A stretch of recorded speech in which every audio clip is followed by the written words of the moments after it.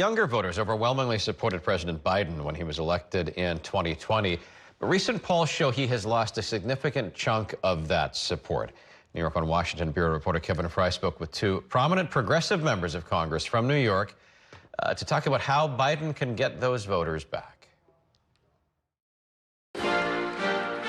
When the White House celebrated Earth Day last month, high-profile progressives were invited to share the stage. It is no accident that this president is overseeing the single biggest federal investment in tackling the climate crisis in our nation's history.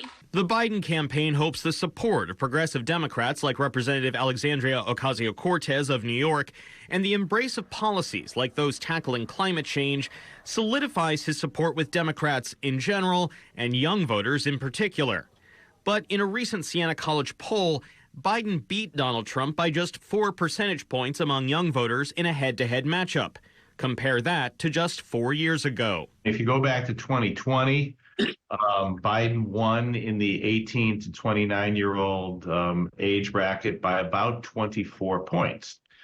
So a very significant victory. Part of the reason for the shift, Don Levy with Siena College says, is the economy, which polling shows to be the top issue for young voters. By 33 points right now, they trust Trump more than Biden as a steward of the economy. So what should Biden do? We asked two high-profile progressives, Representatives Ocasio-Cortez and Jamal Bowman.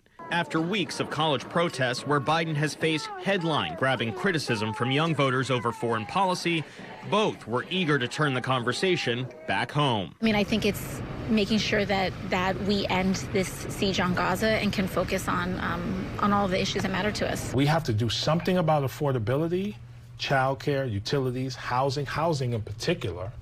And that includes holding corporations accountable. But these progressives also have a message for young voters. Bowman noted Biden has been receptive when pushed on policy like rent stabilization. He also said, consider the alternative. I understand your frustration. I feel much of the same frustration.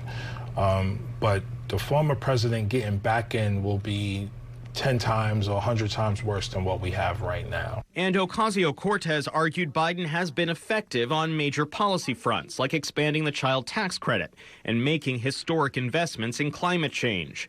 She also said voters should think of the big picture, saying November is about more than just one matchup. For those that might not be as jazzed about Biden, is it just a matter of this is the better option of the two? I think to me, it's about our actual legislative goals, right? It's going to require a Democratic House, Senate, and presidency. And I just don't personally think we can afford to wait another 4 years for us to try to tackle these issues. With summer just around the corner, Biden now has just 5.5 months left to turn more young voters around. In Washington, Kevin Fry, New York 1.